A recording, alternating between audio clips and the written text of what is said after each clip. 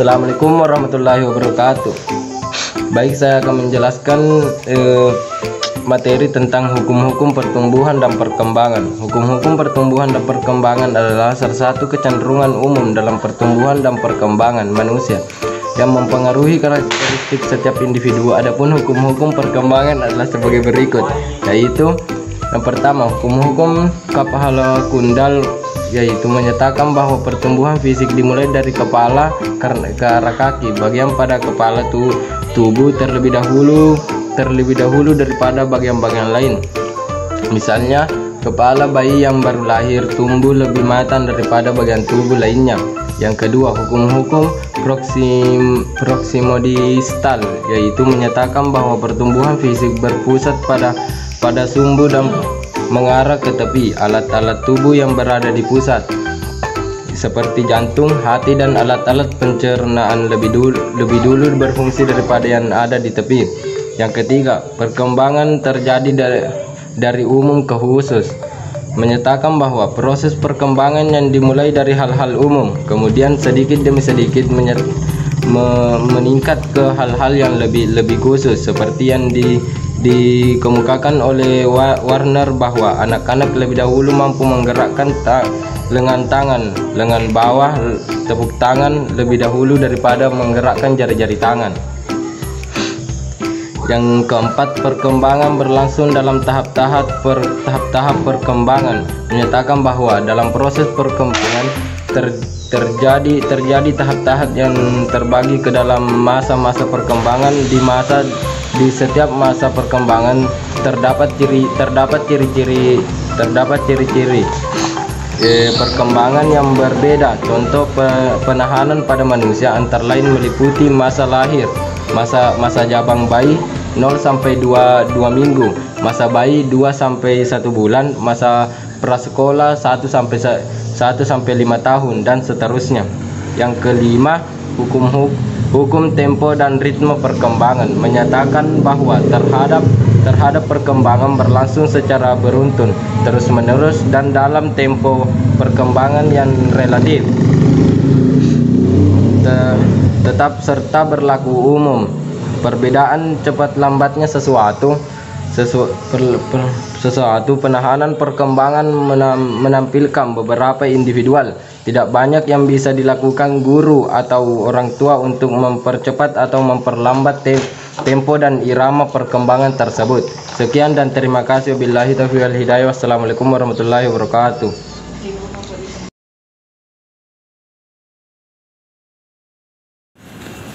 Berikut faktor internal yang mempengaruhi pertumbuhan dan perkembangan. Yang pertama, gizi, defisiensi vitamin, iodium, dan lain-lain. Dengan menghilangkan vitamin tertentu dari dalam makanan binatang yang sedang hamil, Warkani menemukan kelainan pada anak tersebut. Telah dibuktikan pula bahwa kurang makanan selama kehamilan dapat meningkatkan angka kematian lahir dan kematian neonatal. Diketahui pula bahwa pada ibu dengan keadaan gizi yang jelek tidak dapat terjadi konsepsi. Yang kedua, fisik. Di dunia ini ada berbagai macam bentuk tubuh, ada yang tinggi, pendek, gemuk, dan ada di antara tinggi dan pendek. Dan sudah jelas, masing-masing mempunyai pengaruh tersendiri bagi perkembangan seorang anak.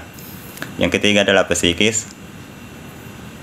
Dalam hal kejiwaan, ada anak periang sehingga banyak pergaulan, akan tetapi ada juga anak yang tampak murung, pendiam, mudah tersinggung karenanya, suka menyendiri, dan temperamen.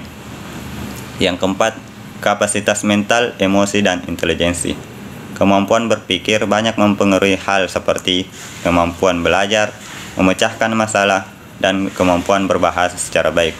Oleh karena itu, kemampuan intelektual tinggi, kemampuan bahasa yang baik, dan pengendalian emosi secara seimbang dapat menentukan keberhasilan perkembangan sosial anak. Yang kelima adalah jenis kelamin. Contohnya, peserta didik laki-laki cenderung lebih tinggi dan lebih berat daripada peserta didik perempuan. Yang keenam, kesehatan. Contohnya, peserta didik yang sehat dan jarang sakit biasanya akan memiliki tubuh yang lebih besar daripada anak yang sering sakit. Yang ketujuh, pertumbuhan dan perkembangan sistem saraf. Pertumbuhan saraf dan kemampuan peserta didik dapat membuat intelijensi meningkat dan mendorong timbulnya pola-pola tingkah laku baru. Yang kedelapan, pertumbuhan otot-otot. Peningkatan tekanan otot peserta didik dapat menimbulkan perubahan, meningkatkan aneka ragam kemampuan dan kekuatan jasmani. Yang kesembilan, gen dari orang tua. Gen dari orang tua biasanya menjadi penghambat dalam upaya peningkatan kemampuan psikomotorik anak. Apabila orang tua mempunyai pembawaan sifat gen yang unggul, maka perkembangan psikomotorik peserta didik akan lancar, begitu pula sebaliknya. Yang ke-10, kecepatan pertumbuhan yang pesat adalah pada masa prenatal, tahun pertama, dan masa remaja. Berikut faktor eksternal yang mempengaruhi pertumbuhan dan perkembangan. Yang pertama, keadaan sosial ekonomi. Hal ini memegang peranan penting dalam pertumbuhan anak. Jelas dapat terlihat pada ukuran bayi yang lahir dari golongan orang tua dengan keadaan sosial ekonomi yang kurang, yang lebih rendah dibanding dengan bayi dari keluarga dengan sosial ekonomi yang cukup. Yang kedua, kultural. Di Indonesia jika dihitung, ada berpuluh bahkan beratus kelompok masyarakat yang masing-masing mempunyai kultur, budaya, adat istiadat, dan tradisi tersendiri. Dan hal ini berpengaruh terhadap perkembangan anak-anak. Yang ketiga, edukatif. Pendidikan tak dapat disangkal mempunyai pengaruh terhadap perkembangan anak manusia. Malah karena sifatnya berencana dan seringkali diusahakan secara teratur, faktor pendidikan relatif paling besar mempengaruhi dibanding faktor yang lain. Yang keempat, religius. Sebagai contohnya, seorang anak kiai sudah pasti ia akan berada dengan anak lain yang tidak menjadi kiai, yang sekedar terhitung orang beragama, lebih-lebih yang memang tidak beragama sama sekali. Ini adalah soal perkembangan pula. Yang kelima, keluarga. Keluarga merupakan lingkungan pertama yang memberi pengaruh berbagai aspek perkembangan anak, termasuk perkembangan sosial. Yang keenam, kematangan anak. Bersosialisasi memerlukan kematangan fisik dan psikis untuk mampu mempertimbangkan dalam proses sosialisasi, memberi dan menerima pendapat orang lain, memerlukan kematangan intelektual dan emosional. Yang ketujuh, pola asuh orang tua.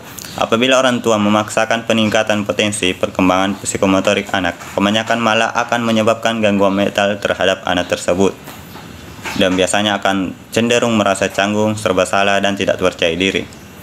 Yang kedelapan, lingkungan. Pengaruh lingkungan ini biasa berasal dari keluarga, sekolah, maupun lingkungan bermain anak.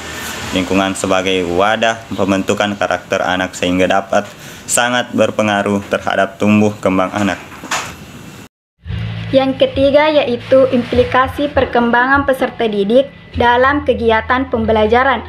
Yang pertama yaitu implikasi perkembangan otak didikan dasar. Otak merupakan sistem biologis manusia yang sengaja diciptakan oleh Allah Subhanahu wa Ta'ala, yang dimana otak ini berfungsi sebagai untuk mengoptimalkan perilaku sehingga tubuh dapat menerima segala tantangan dan kesempatan yang datang pada setiap saat. Oleh karena itu, otak merupakan penentu utama dalam keberhasilan proses pendidikan, karena otak merupakan sentral dari aktivitas manusia. Perkembangan otak ini mulai terjadi sejak masa prenatal, yaitu 25 hari sejak masa konsepsi. Dalam hal ini, pendidikan harus memberikan lebih banyak kesempatan kepada peserta didik untuk menguasai keterampilan-keterampilan yang memungkinkan otaknya berkembang. Yang kedua yaitu karakteristik individu dan implikasinya terhadap pendidikan dasar. Karakteristik individu adalah keseluruhan kelakuan dan kemampuan peserta didik secara individu sebagai hasil dari pembawaan dan lingkungannya. Adanya karakteristik individu yang dihasilkan karena faktor pembawaan dan lingkungan akan sangat berpengaruh pada proses pendidikan di sekolah. Dalam hal ini, proses pendidikan harus disesuaikan dengan karakteristik peserta didik secara individu. Pemahaman pendidikan terhadap karakteristik individu akan sangat berguna dalam penentuan pola-pola pengetahuan yang baik dan tepat, yang akan menjamin kemudahan belajar bagi peserta didik. Yang ketiga yaitu implikasi perkembangan kognitif terhadap pendidikan dasar.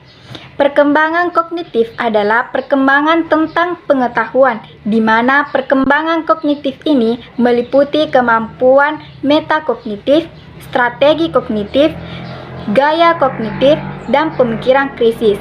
di mana metakognitif ini adalah pengetahuan tentang pemikiran dan cara kerjanya, di mana hal ini sangat mempengaruhi dalam proses peningkatan prestasi belajar peserta didik. Metakognitif ini secara umum mulai berkembang pada usia 5-7 tahun hingga usia dewasa.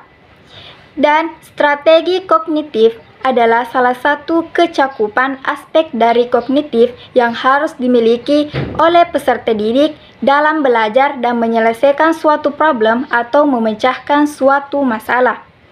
Hal ini merupakan kunci utama yang harus dimiliki oleh peserta didik dalam menyelesaikan suatu masalah. Implikasi perkembangan peserta didik pelajaran yang selanjutnya yaitu implikasi konsep peserta didik terhadap pendidikan. Dalam rangka meningkatkan kualitas pendidikan di sekolah, pendidik perlu melakukan upaya yang memungkinkan terjadinya peningkatan konsep peserta didik. Berikut ini adalah beberapa strategi yang dapat dilakukan oleh guru. Yang pertama, dengan membuat siswa merasa mendapatkan dukungan dari pendidik. Maksudnya, pendidik dapat memberikan dukungan berupa dukungan support kepada siswa tersebut sebagai bentuk empati kepada siswa itu sendiri. Yang kedua, yaitu membuat siswa bertanggung jawab. Rasa tanggung jawab tersebut akan mengarahkan sikap positif siswa sehingga mampu mencapai prestasi yang lebih tinggi. Kemudian yang ketiga yaitu membuat siswa merasa mampu. Pendidik harus mampu berpandangan bahwa semua siswa memiliki kemampuan yang berbeda dan perlu dikembangkan sehingga mampu membuat pemikiran siswa tersebut berkembang dengan baik seiring waktu berjalan. Yang kearahkan siswa untuk mengarahkan mencapai tujuan yang realistis. Pendidik membantu siswa untuk mencapai tujuannya secara realistis, sesuai dengan kemampuan yang dimiliki oleh siswa tersebut. Kemudian, yang kelima yaitu membantu siswa menilai diri secara realistis. Maksudnya di sini, supaya siswa dapat mengembangkan dirinya dan mengembangkan support serta yang memberikan support yang positif kepada siswa sehingga mampu menumbuhkan rasa percaya diri. Yang selanjutnya yaitu menolong siswa agar bangga dengan dirinya secara realistis. Maksudnya di sini, pendidik memberikan dorongan kepada siswa. Selanjutnya yaitu perkembangan kemandirian peserta didik dan implementasinya dalam dunia pendidikan. Kemandirian adalah kecakapan yang berkembang secara keseluruhan dalam kehidupan manusia. Kemandirian berfungsi untuk mengembangkan diri manusia sehingga dapat hidup secara normal dan tanpa memerlukan bantuan daripada orang lain. Pengembangan ini meliputi mengembangkan proses belajar mengajar yang interaktif, mendorong individu berpartisipasi dalam mengambil keputusan, memberikan kebebasan kepada individu untuk mengeksplorasi lingkungan, menerima positif dan tidak membeda-bedakan individu yang menjalin hubungan yang harmonis dan erat dengan individu yang lain. Adapun implikasi perkembangan moral dan spiritual terhadap pendidikan. Perkembangan moral adalah yang berkaitan dengan aturan apa yang seharusnya dilakukan oleh manusia dalam berinteraksi. Moral di sini berarti bagaimana perilaku siswa tersebut dalam menghadapi guru atau orang tua.